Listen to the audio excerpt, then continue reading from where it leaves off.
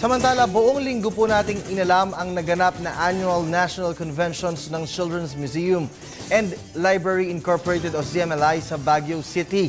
Kaya sa huling araw po ng pagpupulso ni Jules Guiang, tinanong niya, why should the youth say yes for CMLI? Ang sagot, alamin natin sa Pulso ng Boss. Isyu ng lipunan na alamin mula mismo sa tinig ng sambayanan. Pulso ng Boss ngayon ating pakikinggan. Ang CMLI ang isa sa mga grupo sa bansa na nangunguna upang isulong at ipagtanggol ang karapatan at kagalingan ng kabataang Pilipino. Napapalawak nila ang kanilang potensyal sa iba't ibang paraan tulad na lamang ng kanilang taunang summer, graders at annual conventions. At gayon na rin ang kanilang Voices in Harmony na magaganap naman ngayong November 30 sa Meralco Theater. Kaya naman sa huling araw natin na pagpupulso sa Baguio, ang unang tanong natin sa mga kabataan ay, Say yes for what? Say yes for unity. Say yes in improving ourselves. Say yes for Filipino youth excellence. Say yes to be the catalyst of relevant change. Say yes to good deeds and moral values. Say yes to the future. Say yes for excellence. Say yes for global competence. Say yes for passion for excellence. Say yes for reaching our goals. Say yes for achieving our goals. At ang sunod at huli naman nating tanong, bakit kailangan mag-say yes ng kabataang Pinoy para sa CMLI? Ito ay isang organisasyon na huhubog sa sarili mo. Talents mo, skills mo, leadership, maybe leadership potential, lahat. I should say yes to CMLI because I want to be an agent of the youth. Kailangan po mag-say yes ng youth ngayon kasi sabi nga po ni Jose Rizal, ang kabataan ang pag-asa ng bayan. Kaya dapat po talaga mag-say yes po tayo kasi tayo yung inaasahan nila for the future. Siyempre para ma-showcase yung talents and siyempre para ma-enhance din. And para yung self-confidence. Kasi CMLI changes everything.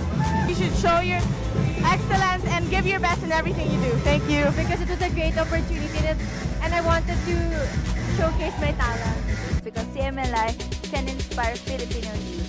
It's because CMLI is not only just an organization. Once you experience it, you will consider them as your family, and you will feel welcome and relaxed. From the heart, from the mind, from the soul, you will be trained.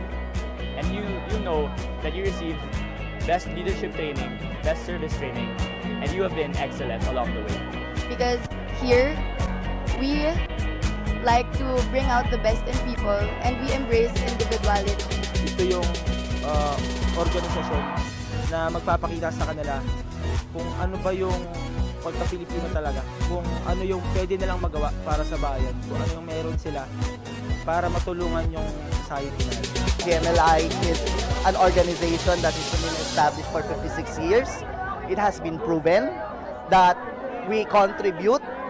It hasn't been proven that many of the youth of today became CMLI delegates and became successful with their respective fields. Because this is the only organization that really discovers the undiscovered in the young.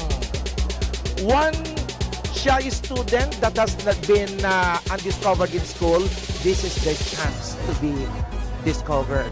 Because CMLI will never give up on the Philippines as long as we know that there is an advocacy that we have to impart with them. As long as we know that the talent and the leadership skills are there, we will never stop and we will always walk with them towards that goal of excellence. At dito na nagtatapos ang ating pagtuklas sa CMLI sa loob ng 6 na araw. Patuloy nating suportahan ang mga organisasyon na naglalayong paunlarin ang kagalingan ng kabataang Pinoy, tulad na lamang ng CMLI. Patuloy na magiging kabahagi ng PTV4 ang CMLI. Ngayong Disyembre, abangan ng isang Christmas special na tiyak na pasasayahin ang ating Kapaskuhan. Mula mismo sa tinig ng sambayanan dito sa Baguio, para sa Pulso ng Boss, ako si Jules Guiang ng Telebisyon ng Bayan.